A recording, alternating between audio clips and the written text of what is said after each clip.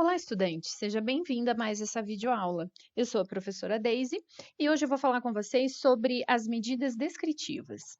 Mais especificamente, as medidas de posição e todas elas calculadas a partir de um conjunto de dados que não estejam organizados em uma tabela de distribuição de frequências. Digamos assim, os dados originais, da forma que eles foram coletados, sem organizar de acordo com a sua frequência. Esse conjunto de dados é sobre o peso em gramas de 33 peças produzidas por uma máquina. Ou seja, a máquina tem a sua produção e foi selecionada uma amostra de 33 peças e foram pesadas todas elas. Então, aqui estão apresentados todos esses pesos. As medidas descritivas, qual que é o objetivo? Descrever o conjunto de dados. Todas essas medidas aqui, média, moda, mediana, quartil, decil e percentil, são medidas de posição, sendo que média, moda e mediana são medidas de tendência central, ou seja, tendem ao centro da distribuição. Já quartil, decil e percentil são medidas que não necessariamente indicam o centro, indicam outras partes, outras posições do conjunto de dados. Bom, vamos lá, vamos começar com a média. Então, a função é média com acento, senão ele não encontra a função. Dou um Enter para entrar na função, seleciono o conjunto de dados e Enter novamente, 6,7. Ou seja, em média, estas 33 peças pesam 6,7 gramas. Ou seja, é como se os 33 valores valessem 6,7, em média. É claro que uns distanciam mais de 6, outros distanciam menos, né? Existe uma variabilidade. Segunda medida, a moda. Por definição, a moda é o valor que mais se repete no conjunto de dados, que possui maior frequência. E nós temos duas funções para determinar esse valor. A primeira função é o modo. Modo, ele vai indicar o primeiro valor que ele encontrar com maior frequência. Mas se por acaso no seu conjunto de dados tiverem dois valores com maior frequência, por exemplo, dois valores que se repetem 5 vezes, o comando modo vai te retornar apenas o primeiro que ele encontrar, certo? Agora, se você usar o modo .multi, ele vai te indicar todas as modas possíveis que tiverem, né, todas as modas do conjunto de dados. Mesmo que tenha só uma também, aí ele imprime apenas uma. Então, de fato, é mais recomendado sempre usar esse comando, modo .multi, porque a gente nunca sabe se tem uma ou mais. Aqui tá fácil, porque é um conjunto de dados pequenos, né? Mas imagine se você tiver, por exemplo, 1.500 dados. Aí, com certeza, você vai ter que usar a função modo .multi. Então, encontrada a função, eu dou um Enter, seleciono o conjunto de dados, só que agora, na hora, eu não posso dar o Enter direto, porque como essa função, ela pode me retornar mais de um valor, é como se ela retornasse um vetor. Para conseguir imprimir esse vetor, eu não posso dar Enter direto. Eu tenho que segurar a tecla Ctrl Shift para depois dar um Enter. Bom, aqui não imprimiu nada. Por quê? Porque esse conjunto de dados não tem moda, é amodal. Nenhum valor se repete. E aí sempre aparece esse valor aqui, hashtag valor e ponto de exclamação. Ok? Mas eu vou colocar aqui embaixo um exemplo, eu vou repetir dois valores, 1,65 e o 7,02.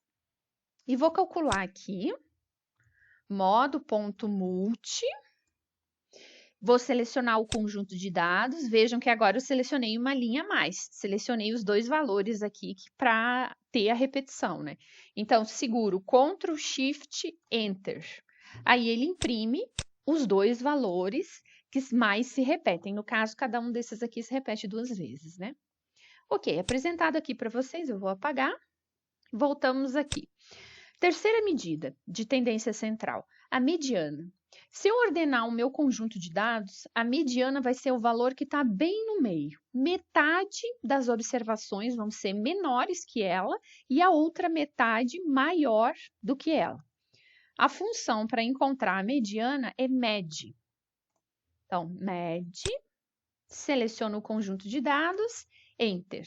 5,99, ou seja, 50% das peças pesam menos do que 5,99 gramas e 50% das peças medem mais do que 5,99 gramas. Agora, quartil 1.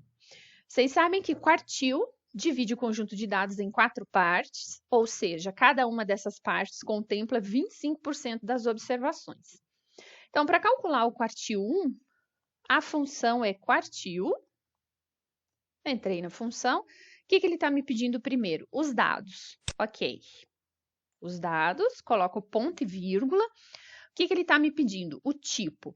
Se eu colocar 0, ele vai me retornar o valor mínimo. Se eu colocar 1, ele me retorna quartil 1, que corresponde a 25%. Se eu colocar 2, ele me retorna quartil 2, que vai me indicar até 50% dos valores. Quartil 3, 75%. E se eu colocar 4, ele vai me indicar a observação máxima. Então, aqui nesse caso é quartil 1, coloco 1, ok. 3,51, ou seja, 25% das observações pesam até 3,51 gramas. E 75% pesa mais do que 3,51 gramas. Vamos calcular o quartil 2. Quartil. Seleciono os dados, ponto e vírgula, 2. 5,99. Metade das observações são menores do que isso e metade são maiores do que isso. Observe que o quartil 2 é o mesmo que a mediana. É a mesma medida com nomes diferentes, porque a definição delas é a mesma. A definição de mediana e quartil 2 é a mesma, né? Exatamente no meio da distribuição. Metade das observações são menores e a outra metade são maiores. Então, ok, certinho. Quartil 3. Quartil. Seleciono o conjunto de dados, ponto e vírgula, 3. 8,36, ou seja, 75% das observações pesam até 8,36, no caso, 75% das peças, né?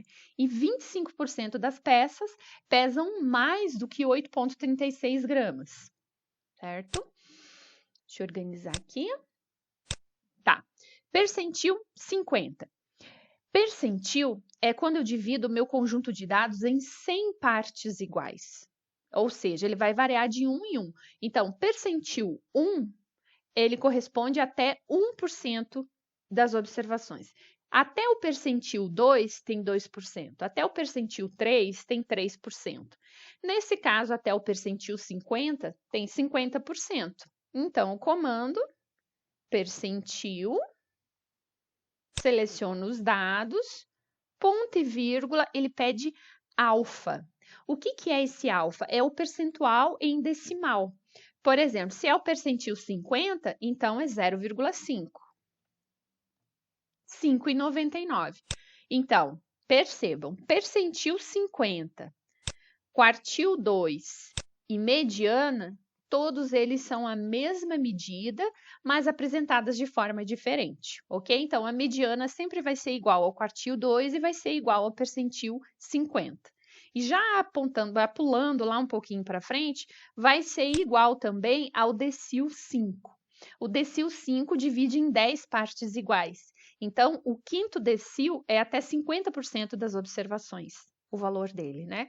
Então, todos eles indicam exatamente o meio da distribuição. Metade do valor dessas 4 medidas, a metade das observações são menores e a outra metade maior do que esses valores, né? Agora, eu vou calcular aqui o percentil 44. Conjunto de dados, ponto e vírgula, em forma decimal, 0,44. Então, 5,0728.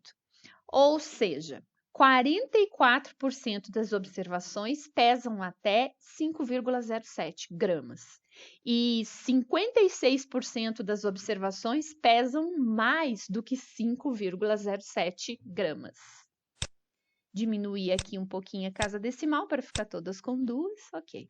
O decil 5, a gente já sabe a definição, que é a mesma de mediana, quartil 2, percentil 50.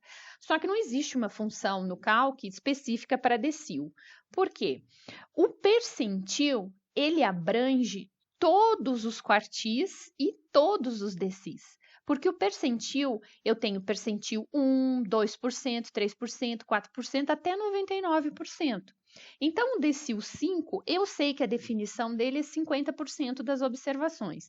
Então, eu uso a função percentil, seleciono o conjunto de dados, ponto e vírgula e coloco 0,5, porque eu sei que o decil 5 é 50% das observações, né? Divide 50% para cada lado. Então, dá aqui o 599, o mesmo que deu em mediana, quartil e percentil 50. Aí o decil 7, então, percentil, conjunto de dados, 0,7. Ou então, 70% das observações pesam até 7,448 gramas e 30% das observações pesam mais do que 7,448 gramas. De uma maneira geral, o que a gente tem de informação nisso? A gente sabe que o centro do conjunto de dados, o meio da distribuição, pode ser próximo de 6,70, que é a média, mediana 5,99, né, que é quartil 2, etc. Então, a gente já sabe mais ou menos o centro da distribuição, por volta de 6. Vemos que a média, a mediana é muito próxima, é um indício, talvez, de alguma simetria, né? Isso depende muito do conjunto de dados, não dá para saber. Para a gente saber se existe essa simetria, eu preciso realmente calcular o coeficiente de assimetria. Provavelmente não vai dar um valor tão alto, né? Enfim, o que mais nessas medidas? As posições, a gente sabe os quartis das posições, né? Ou seja, quando eu tenho essas diferenças entre os quartis, quando eu tenho quartis muito próximos, indica que eu tenho uma alta frequência. Porque, por exemplo, se o quartil 1 vale 3,51 e o quartil 2 vale 4, digamos assim, eu tenho 0,49 de diferença. Ou quer dizer que nessa diferença de 0,49, eu tenho 25% das observações num espacinho pequeno. Então, o quartil também ajuda para entender qual que é a distribuição dos dados, certo? Então, quanto mais próximos os quartis, indica que maior é a frequência. Quanto mais distantes as diferenças entre os quartis, quer dizer que menor é a frequência. Bom, essas são as medidas de posição. Espero que vocês tenham aprendido e até uma próxima. Tchau, tchau!